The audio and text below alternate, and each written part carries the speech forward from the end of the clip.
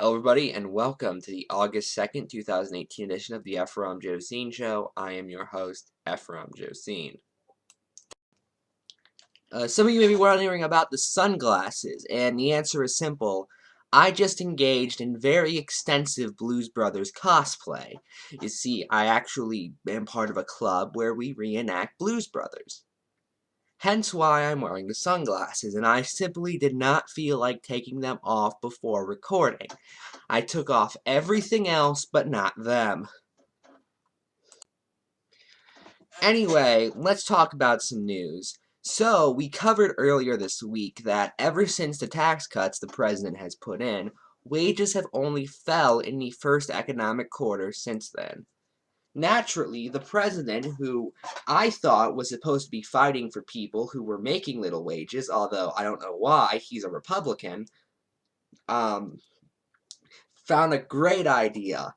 Let's cut more taxes for the rich, this time without congressional approval possibly, which would essentially make him a dictator. Mind you, that's no surprise considering how he has Rudy Giuliani on his side, who, may I remind you, tried to cancel an election in New York for mayor just after 9/11, which makes him a fascist. Now, mind you, this isn't going to be a tax cut for normal people, by the way. It's not going to say make the provisions in his legislation that he just passed that are for the poor that expire permanent, which would be a good thing. I'd be on his side if he did that, for the record. At least from a monetary standpoint. I don't necessarily agree with it in terms of a budgeting standpoint, but okay, at least at that point I'd acknowledge he's trying. However, instead, he wants to cut the capital gains tax, after it had been cut by Bush to 15% and not raised since then. The capital gains tax, for those who do not know, is the tax on investments. These are things such as stocks and bonds and all that. However, as mentioned earlier, the top tax rate for capital gains is 15%. Meanwhile, the maximum tax on income is over 30%, over twice that amount, and that's just ridiculous right there. And mind you, this would maybe make sense, assuming people in stocks didn't usually make larger amounts of money. Mitt Romney, back in 2012, released his tax returns. He was making $20 million a year, paid 15% of that to the government. If you make 60 grand a year, you're paying far more than 15%. I honestly have always thought the solution was simply just get rid of the capital gains tax, just make it the income tax.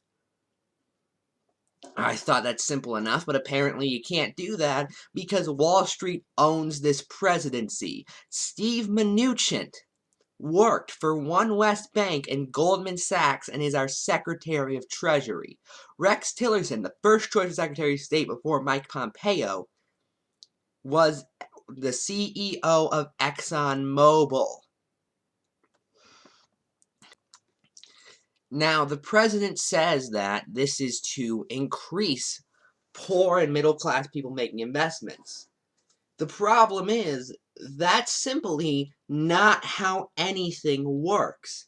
The poor people who he thinks will start making investments over this, or at least he's pretending to think will make investments over this, typically don't have enough money afterwards to make investments.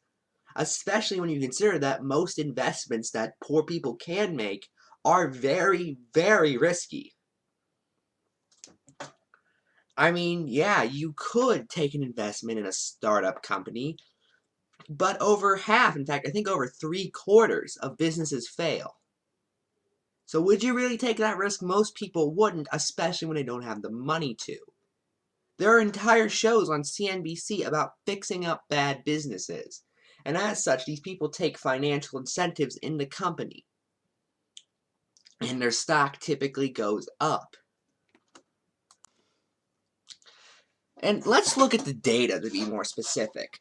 The top 1% of people own 20% of all stocks, and the top 10% of people own over 90% of stocks.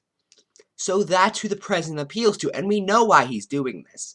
Because him and his buddies at CNBC and Fox and Daily Wire and all those places, and InfoWars, don't forget about them, they always point to the Dow Jones and the stock market as proof that the president is doing great. However, at some point that facade is going to go away, and he knows that. So he's trying to make it look like, no, I made it so regular people can invest too. That way, if they didn't invest, that's their fault. And that's why he's cutting the capital gains tax. It's all a facade, and it ends up giving more money in the hands of a few people. That's the ultimate goal of the Republicans' entire plan, as well as of the entire presidency. Some of you may have also heard that Alex Jones was banned from Facebook for doing such things as violating Facebook's terms of service and asking for people like Robert Mueller to be killed. Yeah, it kind of sounds like he deserves it. That is, unless you're a Republican senator such as Ted Cruz, in which case you jump to his defense, despite the fact that both Ted Cruz and everyone in InfoWars has argued that you should be able to deny a gay customer a wedding cake, but you know, if someone does a death threat on your platform, no, that's just perfectly fine. That's just protected speech, dude. It's the hypocrisy of these people that get to me, really. Because if Twitter shadow bans them, they're all up in arms. But if someone actively refuses service to a gay man, that's fine. Or a black man, even. Yeah, despite what they say, a lot of them don't actually understand what the Civil Rights Act did. Hence why Rand Paul, who actually does understand it, wants to repeal it. Honestly, I'm perfectly fine with this. I am 100% fine with social media platforms making it a rule that you must believe that private companies should not be able to discriminate based off of religion, sex, gender, sexual orientation, any of that. Make that a rule. That'd be cool. Because if you think that we can discriminate against anyone, then okay, we'll discriminate against the discriminatory. That's perfectly fine in my book. Unless you honestly believe we need to be tolerant of the intolerant, in which case you are just an ideologue, silly as a human being, or a very intolerant person hiding that fact. But anyway, that's it. I'm Ephrom, and good night.